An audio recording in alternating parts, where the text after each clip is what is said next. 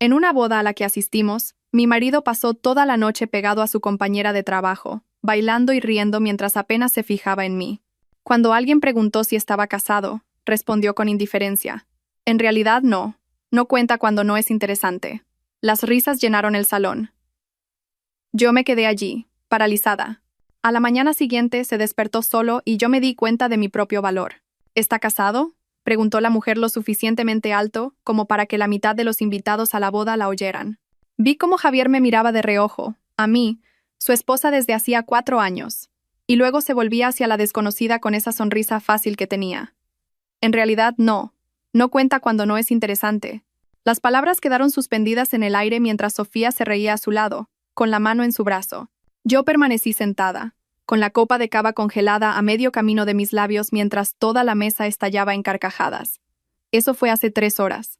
Ahora estoy en nuestro piso del barrio de Salamanca a las 5:30 de la mañana, preparando su desayuno favorito, reviviendo esas palabras mientras decido exactamente cómo de interesante será mi venganza. Antes de continuar, si alguna vez alguien que debería valorarte te ha tachado de aburrida o poco interesante, por favor considera suscribirte. Es gratis y nos ayuda a llegar a más gente que necesita oír esto. Ahora, veamos qué hace Carmen a continuación. Los huevos chisporroteaban en la sartén. 2 huevos a la plancha, con la yema líquida y la clara perfectamente hecha, sin puntilla, justo como Javier los exigía. Mis manos se movían automáticamente, siguiendo la rutina que había perfeccionado durante 4 años. Machacar el aguacate con exactamente media lima y una pizca de sal, untarlo en una tostada de pan de pueblo con ese tono dorado específico. Un café solo, largo, con una nube de leche de avena. El mismo desayuno que había preparado ayer y el día anterior. Y todos los días desde que nos mudamos a este piso carísimo que, según él, necesitábamos para su imagen. Su primera alarma sonó a las 6:15, luego a las 6:20 y a las 6:25. Le oí gruñir y pulsar el botón de repetición, sabiendo que más tarde me culparía por no haberle despertado como es debido. A través de las finas paredes de nuestro piso, oía el televisor de los vecinos con las noticias de la mañana, algo sobre el IBEX 35. Javier querría saber los números. Fingiría entenderlos durante el desayuno mientras le escribía a Sofía sobre su reunión matutina. Me encontré mirando el ticket que se le había caído ayer del bolsillo de la chaqueta. 2 cafés con leche del sitio de moda en la calle Jorge Juan. Con fecha de las 15:47.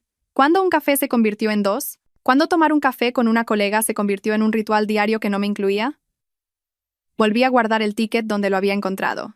Que pensara que seguía siendo la esposa despistada que nunca revisaba los bolsillos, nunca cuestionaba las noches tardías, nunca se preguntaba por qué el nombre de Sofía iluminaba su móvil más que el mío. A las 6:45, Javier entró por fin en la cocina, con el pelo alborotado, ya mirando su móvil. Ni un buenos días, ni un beso, solo un gruñido de reconocimiento mientras se sentaba en nuestra pequeña mesa de comedor, con el pulgar moviéndose rápidamente por la pantalla. Sofía necesita que revise su presentación antes de la reunión de la mañana, anunció, sin levantar la vista. Puede que también llegue tarde esta noche. El proyecto Ortega está que arde. El proyecto Ortega. Últimamente todo era el proyecto Ortega. Le puse el plato delante, observando cómo daba un bocado sin saborearlo, con los ojos todavía pegados al teléfono. Apareció una notificación, la cara de Sofía en un pequeño círculo, sonriendo. Él le devolvió la sonrisa a la pantalla, una expresión genuina y cálida que no me había dirigido a mí en meses. Esta noche tengo la boda, le recordé. La boda de los Echevarría. Prometiste que vendrías. ¿Qué? Por fin levantó la vista, confundido, como si hubiera hablado en otro idioma. Ah, claro. Sí, por supuesto. ¿A qué hora? A las 6. La invitación ha estado en la nevera durante 3 meses. Ya había vuelto a su teléfono. Puede que Sofía también venga. ¿Conoce a los Echevarría por algún evento benéfico? ¿Te parece bien? Le observé comer mecánicamente, respondiendo a los mensajes de Sofía entre bocado y bocado. ¿Me parecía bien? ¿Acaso importaba lo que yo dijera? Sofía aparecería de todos modos con un vestido ajustado y caro. Y Javier se iluminaría como un árbol de Navidad en cuanto ella entrara. Igual que en la cena de empresa, igual que en cada cena de equipo que, de alguna manera, ya nunca incluía a los cónyuges. Claro, dije, volviéndome hacia el fregadero. Cuantos más, mejor. A las 7:15 salió a toda prisa, dejando el desayuno a medio comer y la taza de café sucia sobre la mesa. Llegó tarde a la presentación de Sofía, gritó desde el pasillo. Ni un adiós, ni un te quiero, ni siquiera un gracias por el desayuno. Solo Sofía. Siempre Sofía. Recogí sus platos y me senté a la mesa con mi propio café, abriendo el portátil. Mi correo del Colegio del Pilar mostraba 17 mensajes nuevos. Padres que querían tutorías, alumnos que entregaban redacciones tarde, recordatorios administrativos sobre los exámenes de la EBAU. Mi vida real, aquella en la que yo era la señorita Carmen, respetada y competente, donde los alumnos de segundo de la ESO escuchaban cuando hablaba, y los padres me agradecían por ayudar a sus hijos a entender la regenta.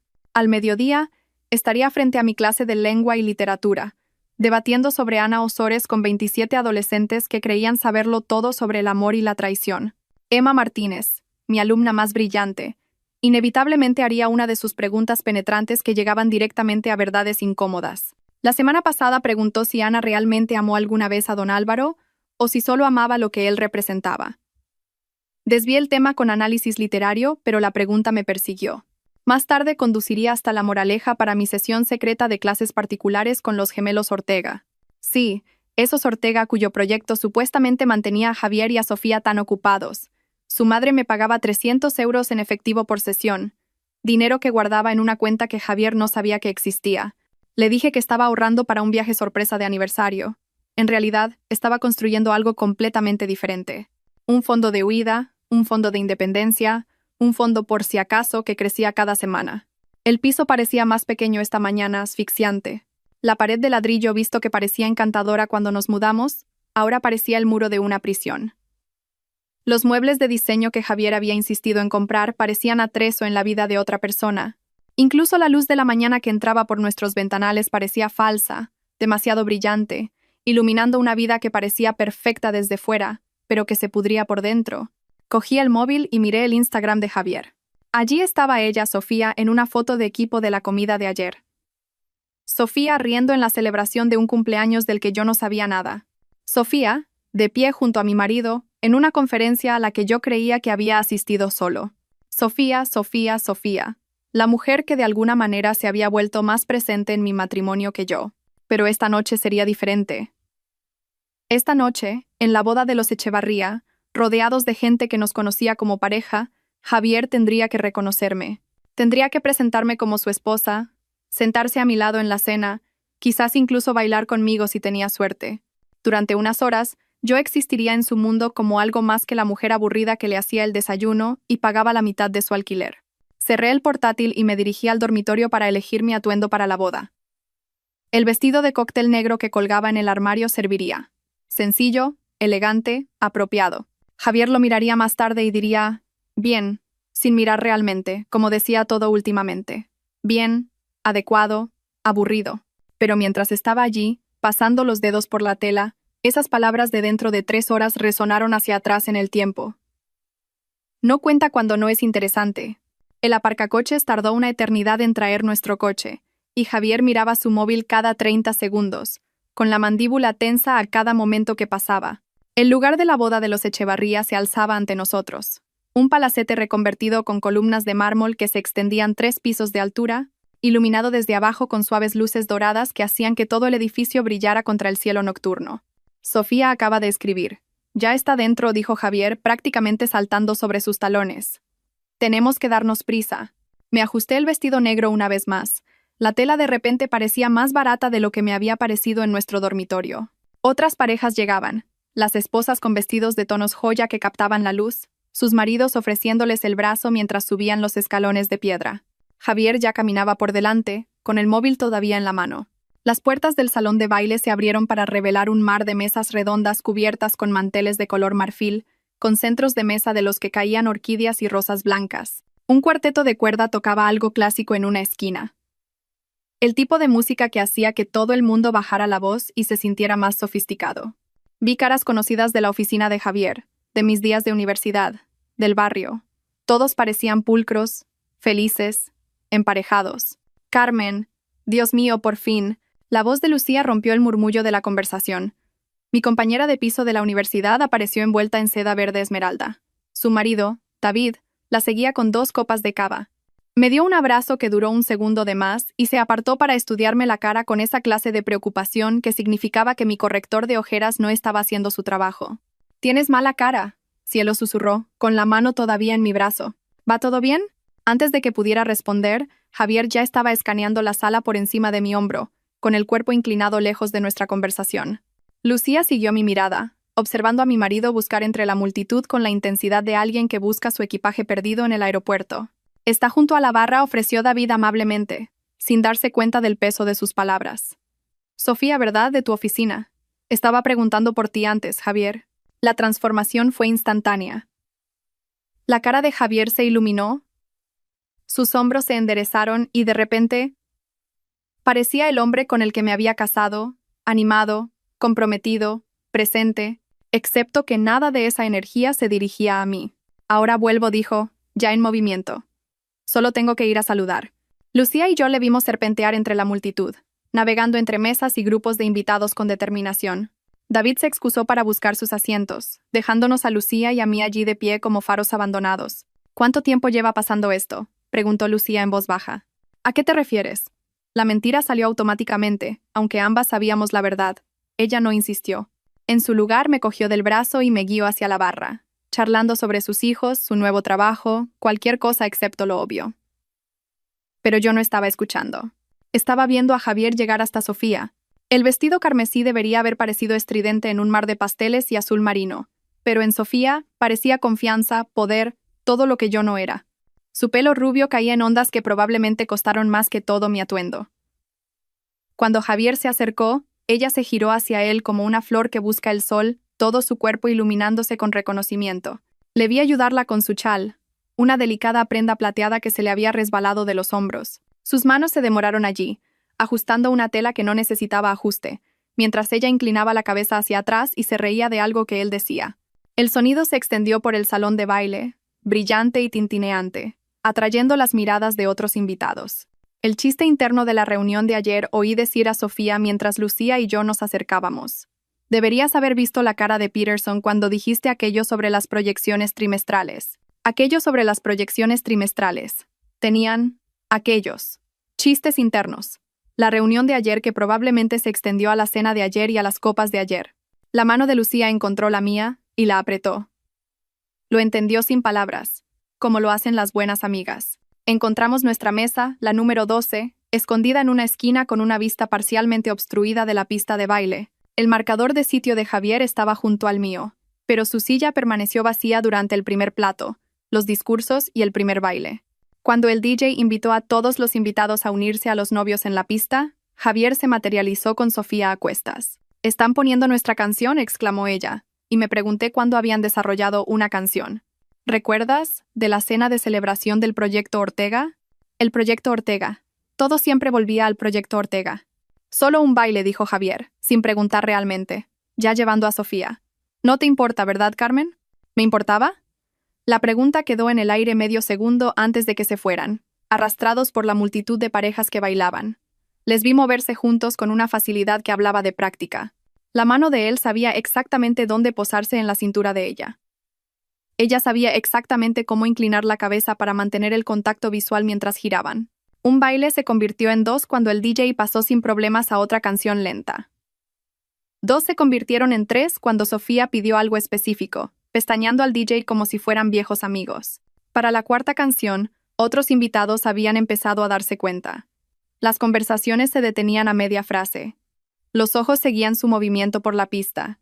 La madre de la novia, la propia señora Echevarría, me miró desde el otro lado de la sala y me ofreció una sonrisa compasiva que me sentó peor que la lástima directa. Para el 5º baile, había dejado de fingir que miraba el móvil y simplemente me quedé sentada, con el cava intacto, viendo a mi marido bailar con otra mujer mientras todo el mundo me miraba a mí mirándoles a ellos. Lucía había intentado conversar, pero incluso a ella se le había acabado la cháchara. Fue entonces cuando Begoña Echevarría descendió sobre nuestra mesa como un buitre perfumado con un traje de loewe. Querida se sentó en la silla vacía de Javier con la autoridad de alguien que posee cada habitación en la que entra.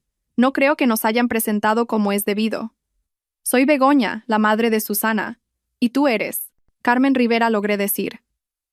Fui a la universidad con Rebeca. Oh, qué encanto su voz sonaba de esa manera que tienen las voces cuando están destinadas a ser escuchadas. «¿Y ese hombre tan apuesto que baila con la rubia, está contigo?» Sentí que la sangre se me iba de la cara. Lucía empezó a interponerse, pero Begoña la apartó con un gesto. «Hacen una pareja preciosa», continuó Begoña, lo suficientemente alto como para que la mesa de al lado se girara a mirar. La forma en que se mueven juntos, como si llevaran años bailando. ¿Está casado, querida? La pregunta quedó suspendida en el aire como una espada a punto de caer. Pude ver a Javier y Sofía volviendo a la mesa, ambos sonrojados por el baile. La mano de Sofía, posesiva, en su brazo. Se reían de algo, con las cabezas juntas, completamente ajenos a la pequeña audiencia que se había reunido en torno a nuestra conversación. Bueno, presionó Begoña, su voz ahora llegando a 3 mesas de distancia. ¿Está casado tu apuesto amigo?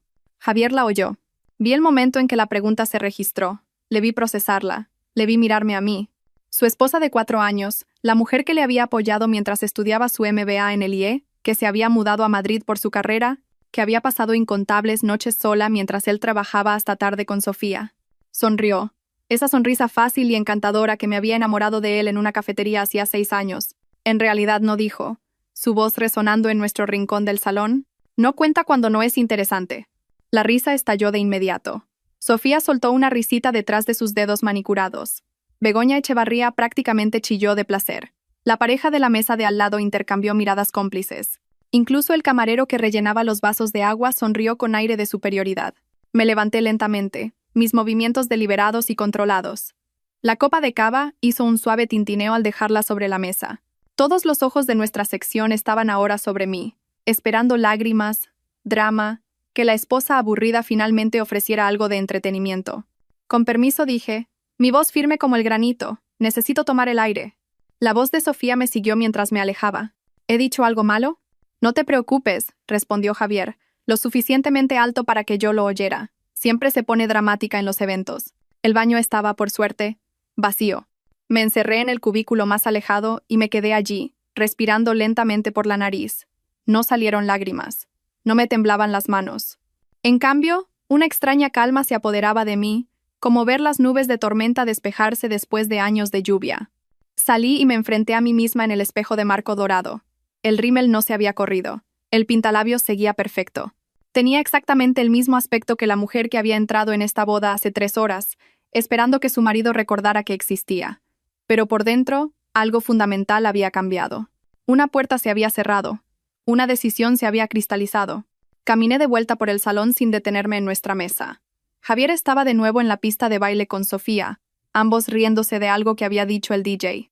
Lucía me miró, empezó a levantarse, pero negué con la cabeza ligeramente. Este no era su problema.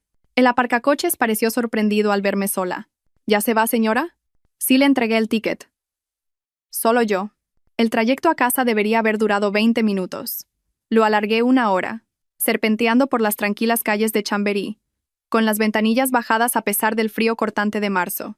El aire me mordía las mejillas, haciendo que mis ojos lagrimearan de una manera que no tenía nada que ver con llorar. En un semáforo en rojo en la calle Alberto Aguilera, recordé la carta de aceptación del programa de doctorado en Filología Hispánica de la Universidad de Salamanca.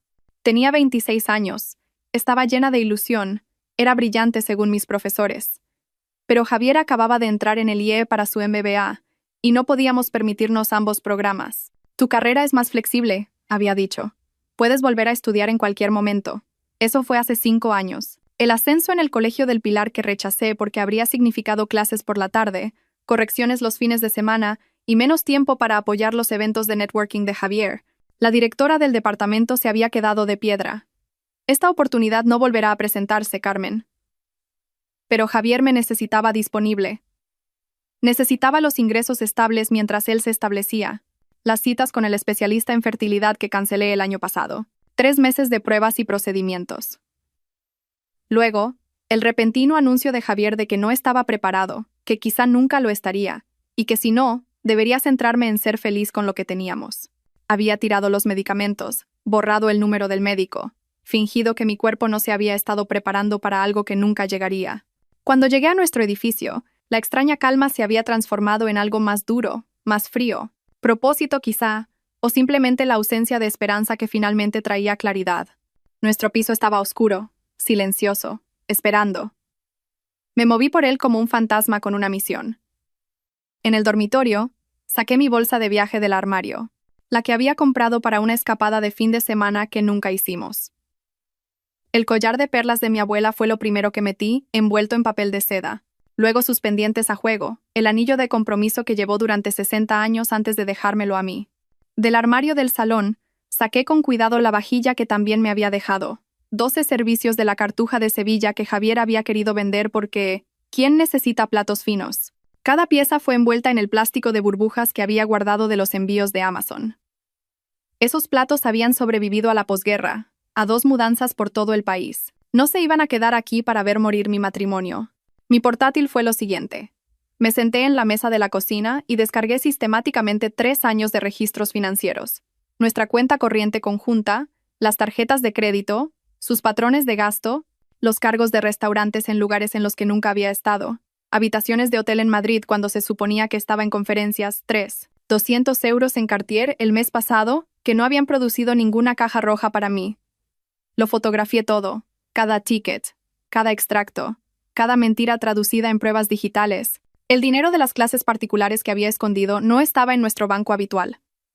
Durante 3 años, había estado depositando efectivo en una cuenta en una entidad completamente diferente, 27,000 euros de enseñar a adolescentes de familias adineradas cómo superar la EBAU mientras sus padres creían que me estaba convirtiendo en una persona más centrada a través del yoga.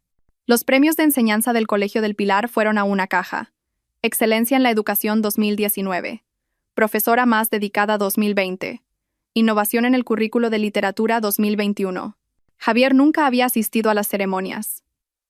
Cosas del cole. Las llamaba como si yo fuera una niña presumiendo de un dibujo. Exactamente a las 11 de la noche, me senté en la mesa de la cocina con su llavero. La llave del piso fue la primera en salir, luego la del buzón, la de la taquilla del gimnasio, la de repuesto de la casa de sus padres en Majadahonda. Seguí quitándolas hasta que solo quedó la llave de su coche, sola en la anilla como un signo de interrogación. Su portátil estaba protegido con contraseña, pero yo conocía todas sus contraseñas. Usaba las mismas 3 en rotación desde la universidad. Entré en nuestra cuenta de Netflix y cambié la contraseña. Luego, Movistar Más, HBO Max, Amazon Prime, el servicio de entrega del supermercado, la suscripción de kits de comida que él había insistido en que necesitábamos. Cada espacio digital compartido que habíamos creado, lo bloqueé sistemáticamente, metódicamente. Su perfil de LinkedIn fue la obra maestra. No lo borré ni escribí nada grosero. Solo una simple actualización de su puesto actual. Actualmente explorando nuevas oportunidades tras conflictos personales con una colega que afectaron la dinámica del equipo. Lo suficientemente vago para ser profesional. Lo suficientemente específico para levantar sospechas en cualquier reclutador que se molestara en comprobarlo. Encontré la tarjeta de visita que Marcos me había dado en la fiesta de empresa del año pasado. El prometido de Sofía, desplegado durante 6 meses en una misión en Mali, completamente inconsciente de que su futura esposa estaba jugando al romance de oficina con mi marido.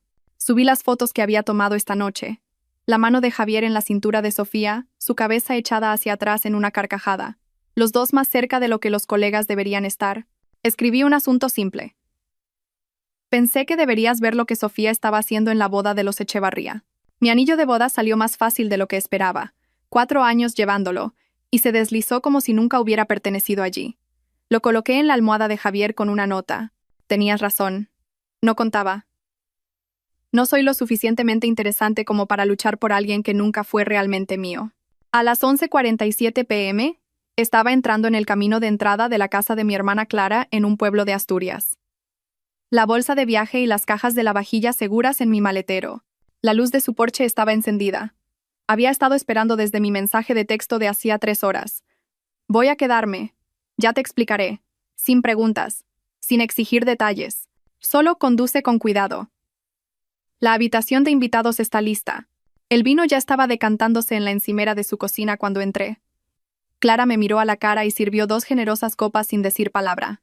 Nos sentamos en su mesa de madera maciza, la que había rescatado de un mercadillo y había pasado meses restaurando. Y finalmente, me permití exhalar.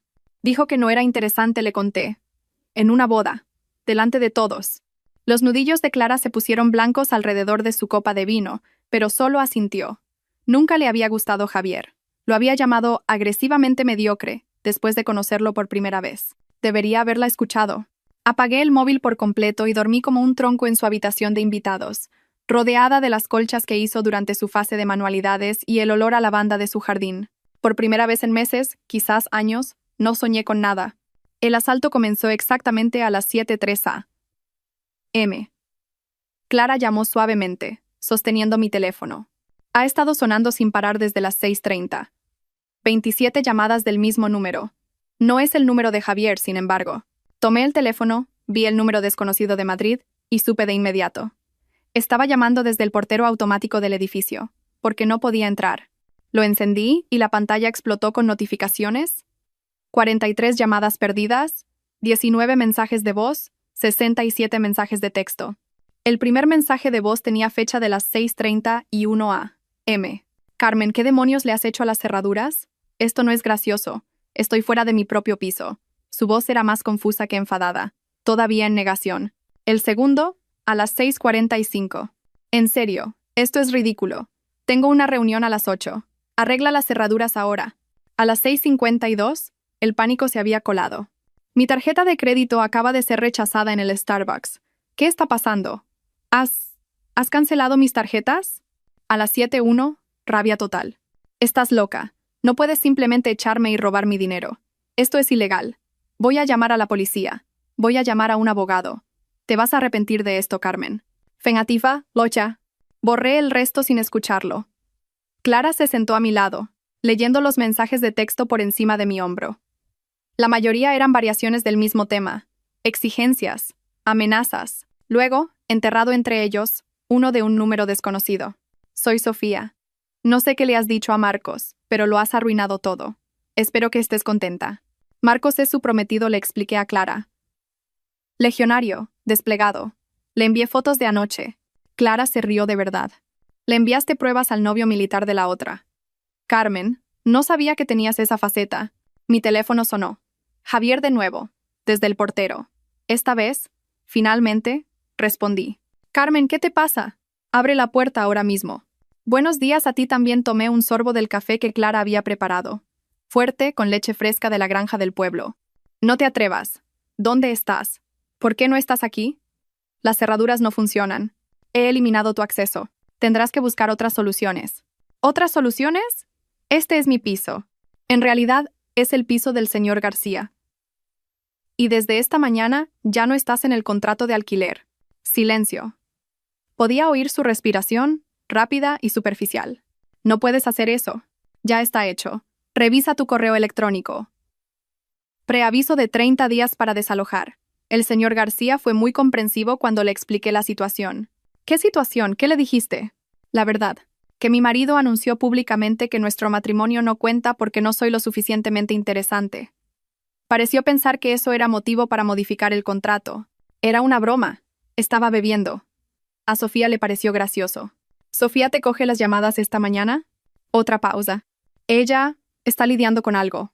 Marcos, ¿cómo le enviaste esas fotos a Marcos? Está desplegado. Está sirviendo a nuestro país y tú estás sirviendo a nuestro país mientras su prometida se codea con hombres casados. Merecía saberlo. Lo has arruinado todo. Mi reputación, mi trabajo. La gente interesante se ocupa de sus propios problemas, Javier. Tengo que irme. Mi hermana está haciendo el desayuno. Carmen, espera. Colgué y bloqueé el número del portero.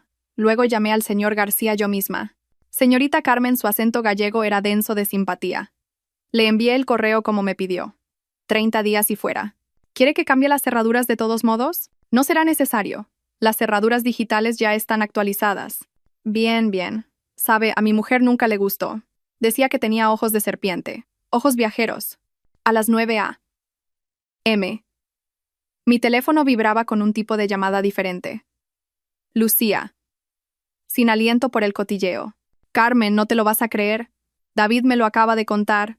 Trabaja en RRHH. ¿Recuerdas? Sofía ya ha hecho esto antes. 3 veces. En su anterior empresa, causó una demanda por acoso sexual entre 2 ejecutivos casados que se peleaban por ella. La empresa la trasladó a Madrid para evitar el escándalo.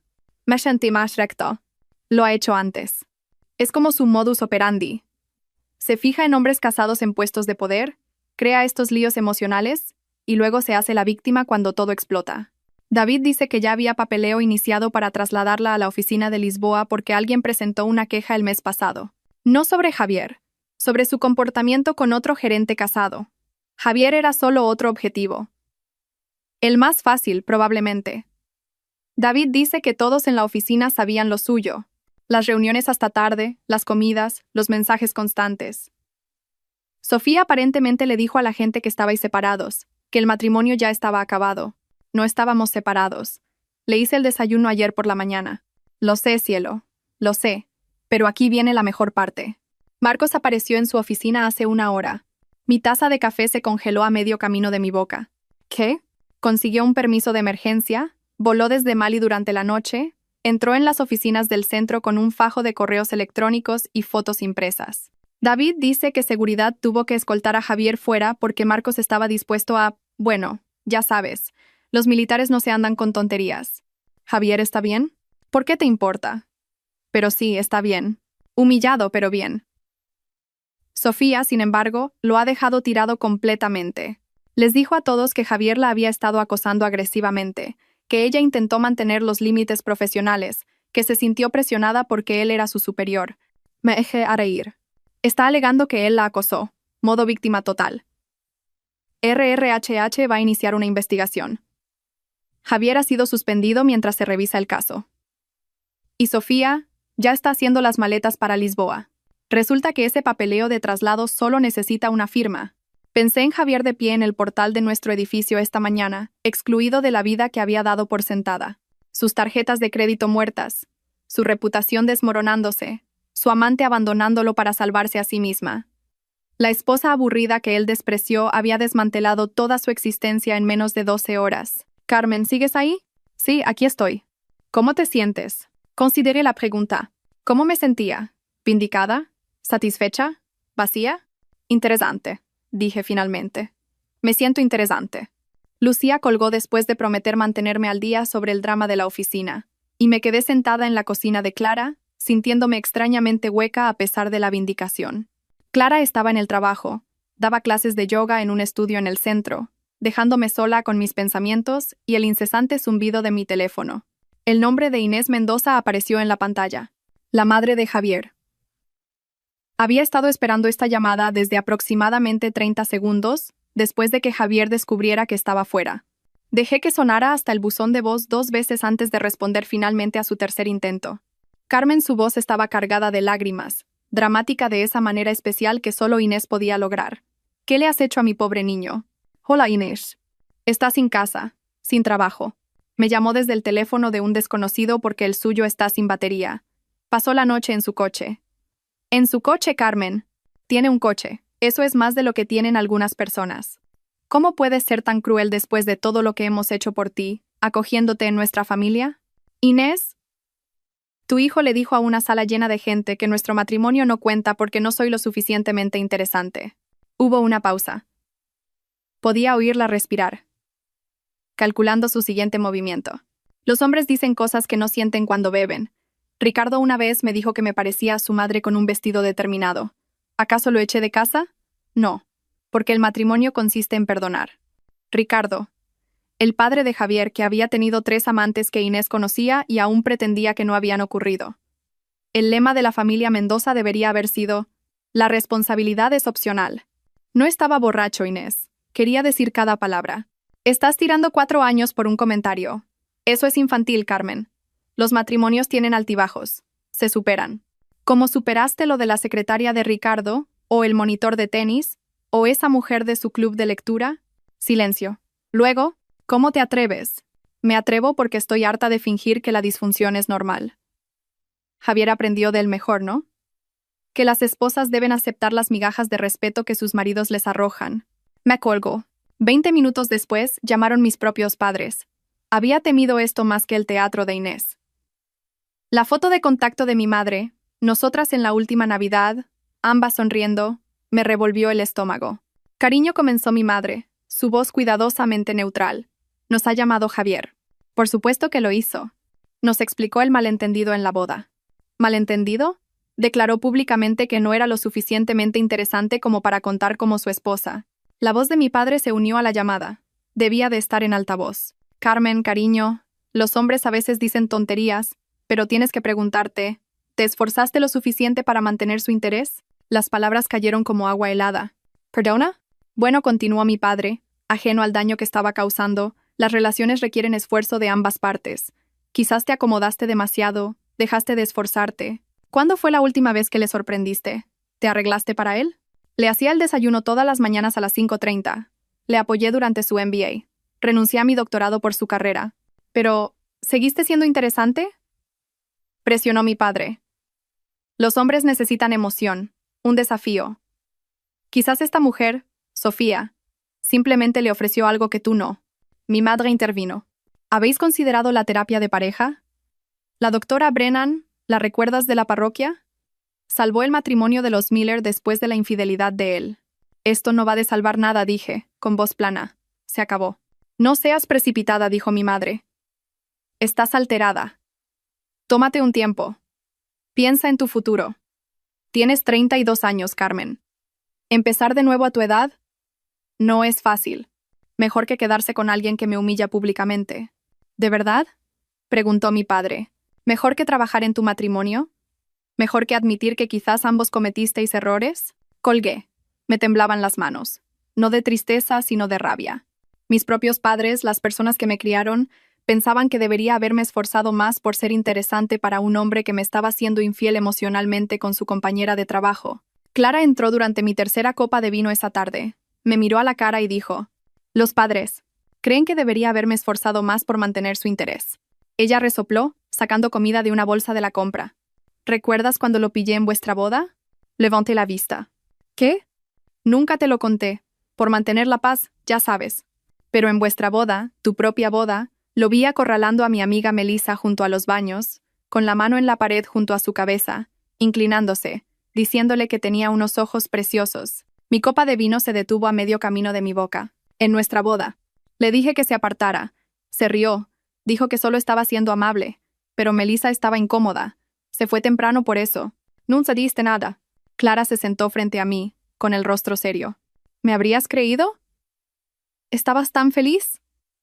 Tan segura de que era el hombre de tu vida?» Y pensé, quizás solo era el cava de la boda. Quizás lo malinterpreté. No quería arruinarte el día con sospechas. Durante años susurré, 4 años de señales que ignoré. Mi teléfono vibró. Un correo electrónico de Javier. El asunto. Por favor, lee. Importante. En contra de mi buen juicio, lo abrí. Carmen, sé que estás enfadada, pero lo que estás haciendo es destructivo e innecesario. Sofía no significaba nada. Solo era una amiga que entendía mi estrés laboral. Tú siempre estabas tan centrada en tu enseñanza, tus alumnos. No entendías la presión a la que yo estaba sometido. Dije una estupidez en la boda, sí. ¿Pero no has dicho tú nunca algo que no sentías? Tenemos 4 años de historia, un piso, una vida. No lo tires todo por la borda porque estás dolida. Estoy dispuesto a perdonarte por las cerraduras, el dinero, la humillación en mi oficina. Podemos empezar de nuevo, pero tienes que detener este comportamiento vengativo ahora. Javier. Lo leí 2 veces, maravillándome de las piruetas mentales necesarias para convertirse a sí mismo en la víctima. Estaba dispuesto a perdonarme por responder a su humillación pública. El delirio era casi impresionante. Esa noche una notificación de nuestro banco me heló la sangre. Gran retirada de ahorros conjuntos. Entré inmediatamente. 3.000 euros transferidos esta mañana, luego otros 2.000 esta tarde. Estaba vaciando lo que quedaba antes de que pudiera detenerlo. Llamé al banco, pero me explicaron que, como titular de una cuenta conjunta, tenía todo el derecho a retirar fondos. A menos que pudiera probar un fraude, cosa que no podía, el dinero se había ido. Revisé 3 meses de extractos, estudiándolos de verdad por primera vez. Cargos en hoteles de Madrid durante conferencias que supuestamente eran en otras ciudades. Cuentas de restaurantes para 2, siempre 2, en lugares en los que nunca había estado. Entradas de teatro, de conciertos, incluso un fin de semana de cata de vinos en La Rioja, el mes pasado, cuando había dicho que iba a visitar a su hermano. Hice capturas de pantalla de cada cargo sospechoso, cada recibo de hotel, cada cena para 2 a la que nunca asistí. El viaje a La Rioja fue lo que más dolió. Yo había pasado ese fin de semana ayudando a una amiga profesora a preparar su aula para el nuevo curso, mientras Javier supuestamente estaba estrechando lazos con su hermano en el País Vasco. El archivo de pruebas en mi portátil se hizo más grueso con cada mentira descubierta. Mi teléfono sonó justo cuando terminaba de documentar los últimos 3 meses. Número desconocido de Madrid. Hola, Stravivera. Soy Begoña Echevarría, la reina del cotilleo de la boda. Me preparé para otra ronda de humillación. Begoña, querida, te debo una disculpa, su voz era diferente, más suave, sin su habitual toque teatral. Lo que pasó en la boda de Susana fue inconcebible. Yo provoqué esa situación, y lo siento profundamente. No supe qué decir. Begoña Echevarría nunca se había disculpado por nada en su vida. Sin embargo, continuó. Pensé que deberías saber que varios invitados grabaron el incidente con sus teléfonos. El vídeo está circulando por la alta sociedad de Madrid. Alguien añadió un pie de foto. ¿Cómo no tratar a tu esposa? Tu marido se ha vuelto bastante famoso. ¿El video está circulando? Como la pólvora, querida. En la cena de los Petón anoche, fue de lo único que se habló. La reputación de esa tal Sofía está igualmente destruida. Por supuesto. Ir a por un hombre casado en una boda. ¡Qué descaro! Hizo una pausa. Y luego añadió en voz baja. Llevo 43 años casada, Carmen. Ricardo tiene sus defectos, pero nunca, ni una sola vez, ha dejado de reconocerme como su esposa. Lo que hizo tu marido no solo fue cruel, fue cobarde. Te mereces algo mejor. Y francamente, debería haberlo dicho en la boda en lugar de avivar el fuego. Gracias, Begoña. Te mantendré informada de cualquier novedad. La sociedad madrileña tiene una larga memoria para escándalos como este. Colgó, dejándome atónita. Begoña Echevarría, la mujer que vivía para el drama, acababa de convertirse en una aliada.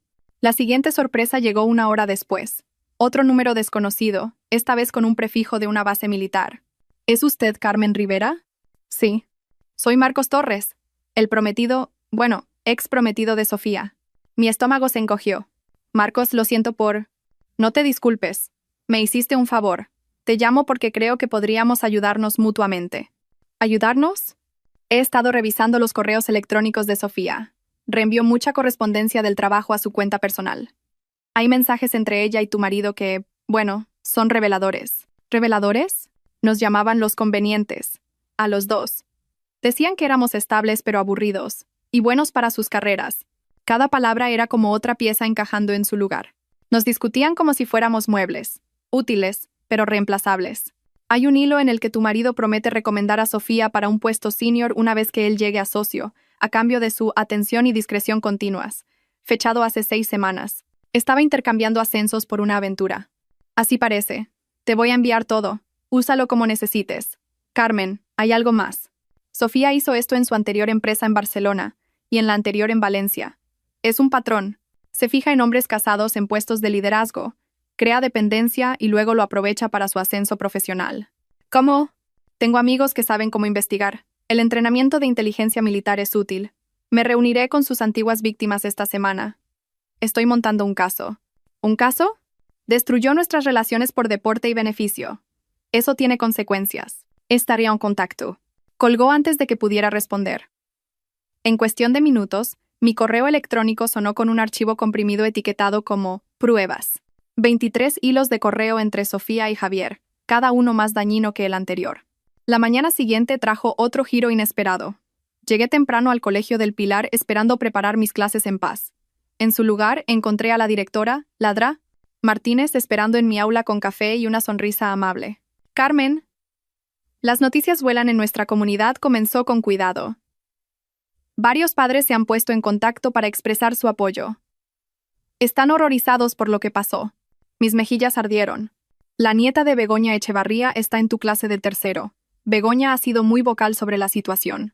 Quería que me tragara la tierra. Sin embargo, continuó Ladra Martínez, esto ha llevado a algo positivo.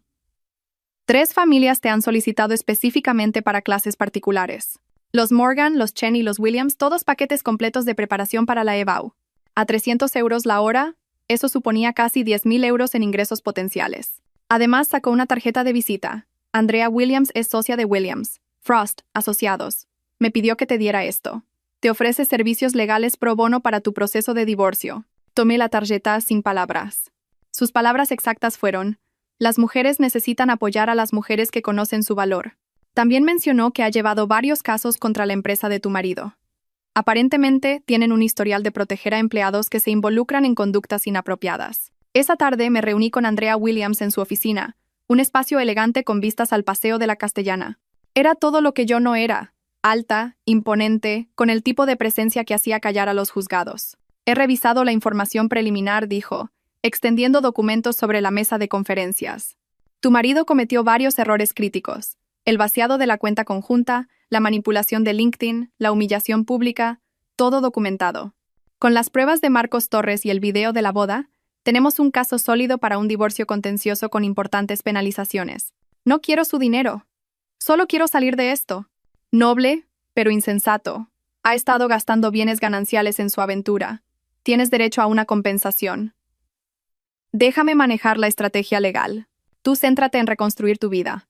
Esa noche, de vuelta en lo que pronto sería el antiguo apartamento de Javier, decidí coger el resto de mis cosas. Todavía tenía llaves, las físicas que él no podía revocar digitalmente. El lugar se sentía diferente, más pequeño de alguna manera, como si ya me hubiera olvidado.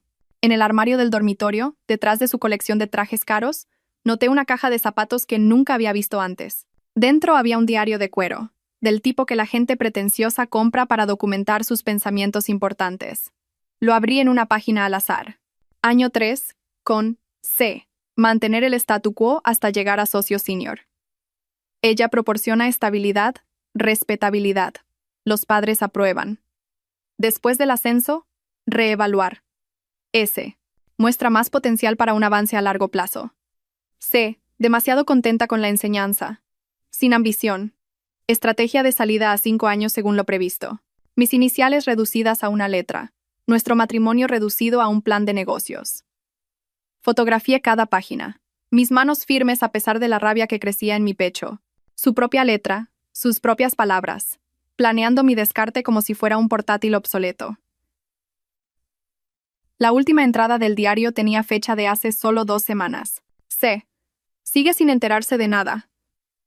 Sofía acepta ir a Lisboa después de mi ascenso. Un nuevo comienzo, sin peso muerto. Cerré el diario, lo volví a meter en la caja de zapatos y me lo llevé. ¿Esto era una prueba ahora? No solo sus pensamientos privados, sino una confesión escrita de fraude, emocional, financiero, marital, que abarcaba años. Andrea Williams llamó esa noche mientras yo organizaba todo para nuestra estrategia legal. Los papeles están listos, dijo. Su voz con ese filo de abogada que significaba negocios. El agente judicial está programado para el domingo a la 1 p.m. La dirección de los padres de tu marido es correcta. Comida del domingo, confirmé. Nunca se la pierde cuando necesita consuelo. Perfecto. Nada como una audiencia familiar para la rendición de cuentas. El domingo llegó gris y lluvioso, a juego con el ambiente. A las 13:07 sonó mi teléfono. Inés Mendoza. Puntual. Bruja vengativa, gritó antes de que pudiera decir hola. ¿Cómo te atreves a humillarlo en nuestra casa? Delante de su padre, su hermano, los niños. Inés, tu hijo me humilló a mí delante de cientos en una boda. Esto parece proporcionado. Le entregaron los papeles del divorcio en nuestra mesa. Durante la bendición, el padre Murphy estaba aquí. Mejor de lo que había imaginado. La humillación pública parece ser cosa de familia, Inés. Él la repartió. Ahora la está recibiendo. Lo has destruido. Su carrera, su futuro. Se los destruyó él solo. Yo solo dejé de esconder los escombros. Me colgó, pero no antes de oír a Javier gritar de fondo sobre llamar a su abogado, sobre difamación, sobre destruirme en los tribunales. El lunes por la mañana, mi amiga reclutadora, Diana, me envió un mensaje. Tienes que ver esto. Envió una captura de pantalla de LinkedIn. Alguien había capturado el perfil de Javier durante la breve ventana en que lo había editado. Actualmente explorando nuevas oportunidades tras conflictos personales con una colega que afectaron la dinámica del equipo. La captura de pantalla circulaba por las redes profesionales de Madrid, con el video de la boda adjunto. Los comentarios eran brutales. Por esto necesitamos mejores políticas de RRH. Imagínate destruir tu matrimonio y tu carrera por un lío de oficina. Mi empresa nunca contrataría a alguien con este juicio. Pobre esposa, al menos se libró. El siguiente mensaje de Diana. Las visitas a su perfil han caído un 90% esta semana. Los reclutadores lo están evitando activamente. Ese video más la edición de LinkedIn es radioactivo. Incluso la correduría de seguros de su tío retiró su oferta, añadió. Nadie quiere esa responsabilidad. El miércoles fue la reunión de mediación. Andrea me había preparado extensamente, pero nada podría haberme preparado para ver a Javier de nuevo. Parecía más pequeño de alguna manera, su traje arrugado, su pelo perfecto despeinado. La ausencia de Sofía era palpable. Se había negado a asistir, alegando que ella era la víctima en todo esto. Su abogado, un hombre de aspecto cansado llamado Gerardo, abrió con las demandas estándar. Mi cliente busca una división limpia de bienes, 50/50, y una pensión compensatoria dado el mayor potencial de ingresos de la SRA. Rivera como profesora con ingresos de clases particulares. Andrea se rió de verdad. ¿Su cliente quiere una pensión? Repasemos. ¿Quiere? Extendió los extractos bancarios sobre la mesa con precisión teatral. La SRA. Rivera pagó el 70% de los gastos del hogar durante el MBA del señor Mendoza. El 70%. Resaltó línea tras línea con un marcador amarillo. Alquiler, facturas, comida, incluso los pagos de su préstamo estudiantil. Todo mientras mantenía su puesto de profesora y aceptaba clases extra para mantenerlos. Esa fue una inversión mutua en su futuro, empezó Gerardo. Un futuro que él planeaba abandonar. Andrea sacó el diario, fotocopiado y encuadernado como un documento judicial. Página 47. Fechada hace 18 meses. 3 años más hasta ser socio, luego estrategia de salida de C. Página 63. La estabilidad de C. Es útil para la apariencia de hombre de familia asentado. Importante para el Partnership Senior. Página 89. Sofía muestra más promesa para una dinámica de Power Couple. La cara de Gerardo palideció. La de Javier se puso roja. Eso es privado. Me lo robó. Su cliente documentó su intención de cometer fraude matrimonial, continuó Andrea, usando a su esposa para estabilidad financiera y social mientras planeaba abandonarla. El nombre de Sofía aparece. Hizo una pausa para dar efecto 247 veces en estas páginas. Eso es aproximadamente una vez cada 3 días durante 2 años. Esto es ridículo, explotó Javier. Ella no contribuyó en nada. Yo estaba construyendo nuestro futuro mientras ella jugaba con niños de segundo de la ESO. Está resentida porque encontré a alguien realmente interesante. Señor Mendoza, interrumpió la mediadora. Una mujer severa llamada jueza Chen acaba de admitir la infidelidad en el acta. Andrea sonrió como un tiburón. ¿Le gustaría que habláramos de los 47.000 euros de bienes gananciales gastados en esta mujer interesante? ¿Hoteles, cenas, joyas de Suárez? Eso era para clientes. ¿La cliente Sofía Vargas? Porque estos recibos muestran 2 cenas, siempre 2, en restaurantes donde las SRA. Rivera nunca estuvo presente. Gerardo susurró urgentemente a Javier, pero él ya no escuchaba. Me echó de casa. Cambió mi LinkedIn. Destruyó mi reputación. Tú destruiste tu propia reputación, dije, hablando por primera vez. Mi voz era firme, tranquila. Yo solo dejé de encubrirte. Antes de que pudiera responder, el teléfono de Andrea vibró. Lo miró, y su sonrisa de tiburón se ensanchó. ¡Qué oportuno! Sofía Vargas acaba de emitir un comunicado a través del departamento de RRHH de su empresa, leyó desde su teléfono. Las persistentes insinuaciones del señor Mendoza crearon un ambiente de trabajo incómodo. A pesar de mis repetidos intentos de mantener los límites profesionales, él aprovechó su posición de superioridad para buscar un contacto inapropiado. Me sentí presionada a ceder para proteger mi carrera. Eso es mentira. Javier se levantó, su silla raspando contra el suelo. Ella me buscó a mí. Ella tiene correos electrónicos que sugieren lo contrario, continuó Andrea. Editados, por supuesto, pero convincentes. Está alegando acoso, ambiente de trabajo hostil, potencial quid pro quo. Su antigua empresa va a iniciar una investigación completa. Gerardo cerró su maletín con el sonido de la derrota. Necesitamos un receso. Mi cliente necesita abordar estas nuevas acusaciones. Por supuesto, accedió Andrea, pero nuestra posición es clara. La SRA. Rivera se queda con todos los bienes privativos, sus ahorros, sus ganancias. El señor Mendoza se queda con su deuda, su reputación arruinada, y lo que sea que Sofía le haya dejado. Mientras recogíamos nuestras cosas, Javier me agarró del brazo. Carmen, por favor, tú me conoces. Sabes que no soy lo que ella dice. Lo miré de verdad. El chico de oro que me había encantado hacía 6 años se había ido. En su lugar, había un hombre desesperado cuya vida cuidadosamente construida se había derrumbado en menos de 2 semanas. No te conozco en absoluto, dije en voz baja. Nunca lo hice. Andrea me guió hacia la salida mientras Javier gritaba mi nombre, su voz quebrándose de pánico. El sonido nos siguió por el pasillo, resonando en las paredes de mármol que habían presenciado 1000 matrimonios rotos, pero probablemente pocos tan completamente destruidos como el nuestro. Fuera del edificio, Andrea se volvió hacia mí. Sofía no se detendrá con esa declaración. Lo va a enterrar para salvarse a sí misma.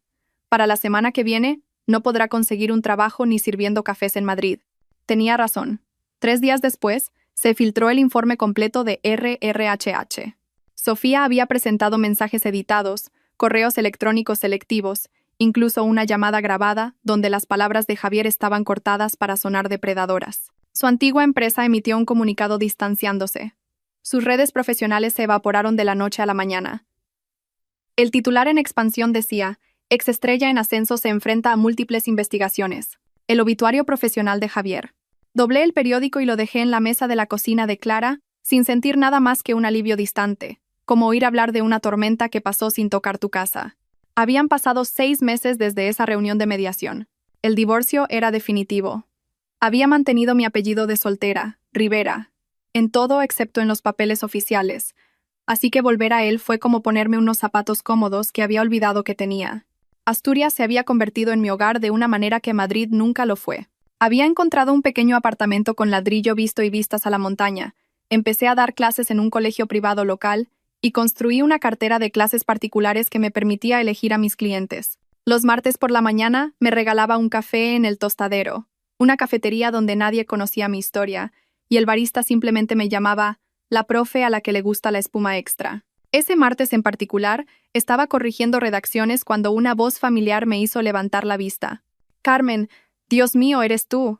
Begoña Echevarría estaba allí con un abrigo de lana color burdeos, un poco fuera de lugar entre los lugareños asturianos con sus forros polares. Begoña, dejé mi bolígrafo rojo. «¿Qué te trae por aquí?» «Visitando a mi hermana». «Se jubiló aquí el año pasado», señaló la silla vacía frente a mí. «¿Puedo?» Asentí, curiosa a pesar de mí misma. Begoña se acomodó con su té, sus ojos brillando con ese destello particular que significaba cotilleo fresco. «Supongo que no te has enterado de las novedades. Ya no sigo mucho las noticias de Madrid». «Oh, pero tienes que oír esto», se inclinó conspiradoramente. «Javier está viviendo en su habitación de la infancia, en casa de sus padres en Majadahonda. Inés le dice a todo el que quiera escuchar que se está reagrupando y considerando sus opciones. Tomé un sorbo de mi café con leche esperando. Está trabajando en el concesionario de coches de un amigo de su tío. No vendiendo coches, archivando papeles en la trastienda. ¿Te lo puedes imaginar? De presentaciones de consultoría a archivar garantías de automóviles. Es un gran cambio», dije neutralmente. «Y está saliendo con alguien nuevo». Inés la describe como sencilla pero dulce, que en el idioma de Inés significa que está horrorizada pero desesperada porque él siga adelante. La chica tiene 23 años, trabaja en un salón de uñas. Se conocieron cuando le hizo la manicura a Inés. 23 años, apenas salida de la universidad. Sentí una pizca de lástima por la chica, pero no lo suficiente como para advertirla. Aprendería. ¿O no? ¿Y Sofía?, pregunté, más por cortesía que por interés, trasladada a Lisboa, y luego despedida silenciosamente 3 meses después. Algo sobre problemas de encaje cultural. Lo último que oí es que estaba de camarera intentando empezar un blog de estilo de vida. Begoña terminó su té y se fue con besos al aire y promesas de mantener el contacto que ambas sabíamos que estaban vacías. Volví a mis redacciones, el bolígrafo rojo moviéndose sobre páginas que hablaban de la obsesión de Ana Osores y lo que significaba perseguir sueños imposibles. El jueves por la tarde fue la reunión de claustro del Colegio del Pilar por videoconferencia. Había mantenido mi puesto allí, enseñando a distancia 3 días a la semana. No habían querido perderme, y el acuerdo funcionaba perfectamente. Antes de terminar, anunció Ladrá: «Martínez, tengo una noticia maravillosa. La Junta ha aprobado nuestra recomendación. Carmen Rivera, ¿aceptarías el puesto de jefa del Departamento de Lengua y Literatura?» Mis colegas estallaron en felicitaciones a través de sus diversas pantallas. Era un puesto que nunca había considerado perseguir cuando estaba gestionando el ego de Javier, asegurándome de no tener nunca demasiado éxito, de no ser demasiado visible, de no ser nunca más consumada que él. «Es un honor», dije, sintiéndolo. «Gracias. Tus propuestas de currículo innovadoras fueron extraordinarias», continuó Ladrá. «Martínez, particularmente el proyecto interdisciplinario con el Departamento de Historia. Un trabajo brillante. Brillante, no aburrido, no poco interesante. Brillante». Esa noche estaba haciendo la cena cuando sonó mi teléfono. Número desconocido, prefijo de Madrid. Casi no respondo. Luego, la curiosidad ganó. «¿Carmen? ¿Carmen Rivera?» «Sí. Soy Jake Morrison.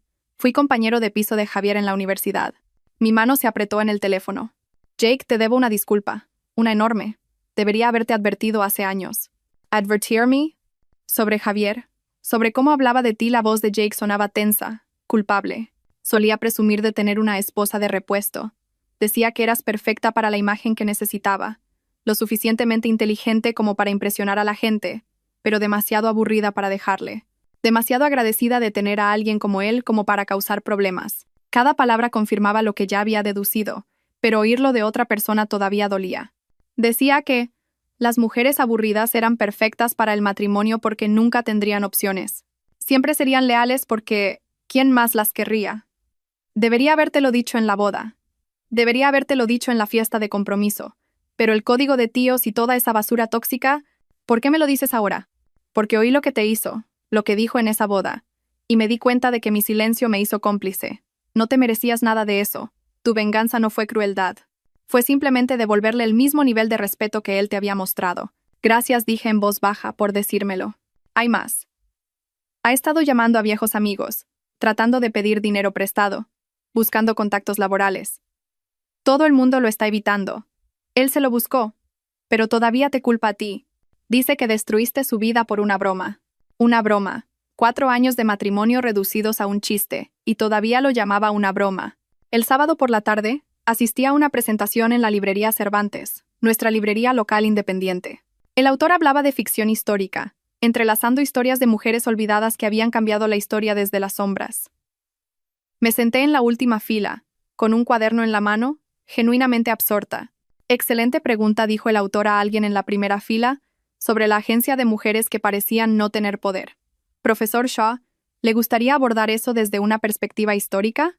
Un hombre se levantó, alto, de unos 40 y pocos años, barba canosa, con una chaqueta de tweed que debería haber parecido pretenciosa pero que de alguna manera no lo hacía. Su respuesta fue reflexiva, matizada, aportando ejemplos de su propia investigación. Me encontré inclinándome hacia adelante, cautivada por su perspectiva. Después de la presentación, estaba hojeando la sección de historia cuando una voz a mi lado dijo: «Estabas tomando notas muy serias ahí detrás. ¿Interés de investigadora?» El profesor Shaw estaba allí, sosteniendo una pila de libros que sugerían que era un cliente habitual. Ambas cosas admití. Doy clases de lengua, pero siempre busco conexiones históricas para hacer la literatura más relevante. Su rostro se iluminó. Enfoque interdisciplinario. Brillante. Soy Daniel, por cierto. Daniel Shaw. Carmen Rivera. Hablamos durante 20 minutos sobre libros, enseñanza, los desafíos de hacer que la historia importe a los estudiantes modernos. Escuchaba atentamente. Hacía preguntas de seguimiento. Se rió de mi observación sobre los adolescentes que piensan que todo lo anterior a 2010 es básicamente la edad de piedra. ¿Te gustaría, quizás, continuar esto con un café?, preguntó. Conozco un sitio que hace los mejores cafés con leche de la zona.